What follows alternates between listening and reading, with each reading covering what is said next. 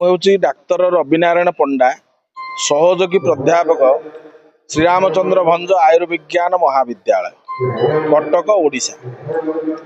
पाला संस्कृति उत्कल जो देश उत्कल राज्य वर्तमान उत्कल कहले आम कौन बुझू ना उत्कृष्टा कला जस्मिनी सह उत्कल तेणु उत्कृष्ट कला जो रही से राज्यर नाम हूँ उत्कल।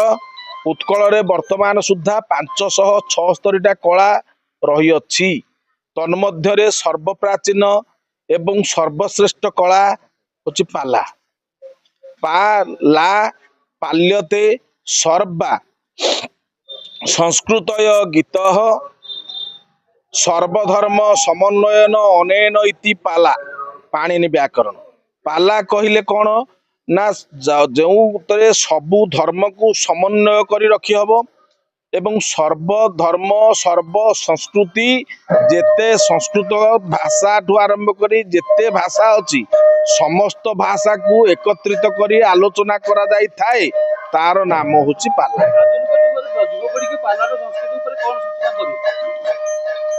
आधुनिक जुग बा पुरातन जुग संगे नहीं पालार सृष्टि हूँ सत्य जुगरे तेणु ता ना हूँ सत्य नारायण पाला।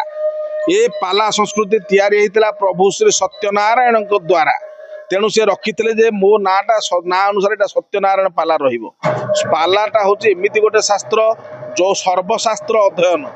जड़े पाला गायक हूँ जड़े गण शिक्षक शिक्षक एवं गण शिक्षक भितर प्रभेद या शिक्षक जिते पाठ पढ़ाती से चतुर्पार्श्व भितर पाठ पढ़ाती पाठटा को पिला ग्रहण करें न करें किंतु जड़े पाला गायक जिते कहीदेव गोटाए जिनिस जिते मंचरे से जहाँ पाठ पढ़ी था ना कहीं जदि जहाँ कहीदेव ताकू माँ मन रख झील मन रख माँ ताकू कह यार पाला गायक से दिन कही या तू कहबू क्षमा देले झील क्षमा तो मिलई क्षमार न थाए अंत क्षमा ग्रहिता क्षमादाता दुहे त्रिभुवने भाग्यवंत। शर्मिष्ठा काव्य पल्ली कवि नंद किशोर बल। क्षमाटा हूँ सब बड़ जिनिस ये जिनटा को जिते शर्मिष्ठा काव्य को जिते कॉलेज हो हाईस्कल हो जिते पढ़ा हो से कहीं मन न रखिले भी सुधा जड़े गायक जिते शर्मिष्ठा काव्य पदटा पढ़ीदेव ता माँ मन रखी तो कह आलो झील क्षमा हूँ सब बड़ गुण।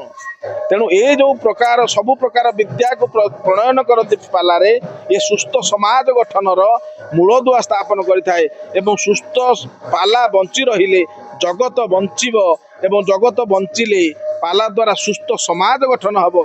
सुस्थ समाज गठन हेले सुस्थ मस्तिष्क को बहन करथिबा सुंदर मनीष विराजमान करिवे एवं उपस्थान करिवे धर्म सदा सर्वदा तिष्ठि रहिबो अधर्मर विनाश न हबो। जय सत्यनारायण। गायक श्रीजुक्त शारदा प्रसन्न नायक बांकी कटक। वर्तमान समय पाला हूँ बाध्यन लास्यतिथि पाला पद चलना पूर्वक सांगीतिक भाव में साहित्य परिवेशन कर समाज को किसी नीति शिक्षा दे थाए ये पाला।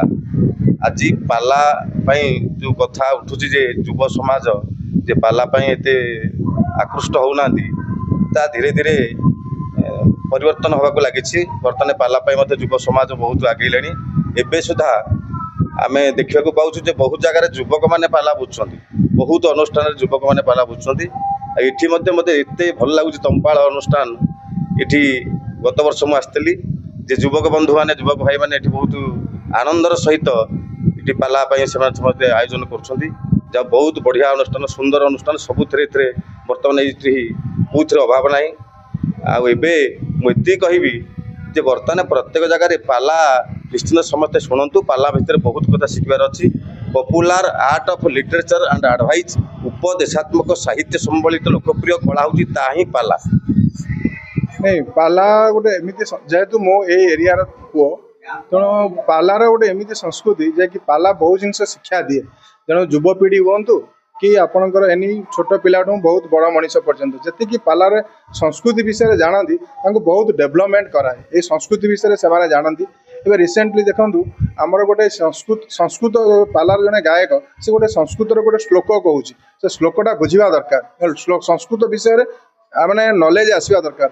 এই রিসেন্টলি কালি পরদিন আপনার দেখবে আমার ভারতের সংবিধানের সংস্কৃত ল্যাঙ্গুয়েজকে সংবিধানের স্বীকৃতিপ্রাপ্ত দিয়া যাই তাঠু গোটে ভালো জিনিস কিছু মানে এটা আমি আশা করা আমার জীবনের এটা সবুঠ গোটে বড় ধন্য জিনিস তেমন সংস্কৃত ভাষাটা জনে গায়ক যদি সংস্কৃত বিষয়ে গোটে শ্লোক কହୁଛି তেমন যেতে যেতে পুরাণরে যেতে জিনিস লেখা হয়েছে যেমন আপনার আরম্ভ করতু এনি সংস্কৃতর সবু শ্লোক কি সবু কবি মানে লিখিছেন তাঁর যেতে রচনা করেছেন সবু সংস্কৃতরে তেমন সংস্কৃতর জনে গায়ক আজ সংস্কৃতরে যে শ্লোকটা কହୁଛି ସେ ଶ୍ଲୋକଟାକୁ ସମସ୍ତେ ବୁଝିବା ଦରକାର ସେ ତାକୁ ଓଡ଼ିଆରେ ବ୍ୟାଖ୍ୟା କରୁଛନ୍ତି ଯେହେତୁ ସଂସ୍କୃତ ଭାଷାଟା ଏବେ ଆମର ଲୋକଲୋଚନକୁ ଆସିଗଲା ସେଥିପାଇଁ ଆମମାନଙ୍କର ବହୁତ ଡେଭଲପମେଣ୍ଟ ହେବ।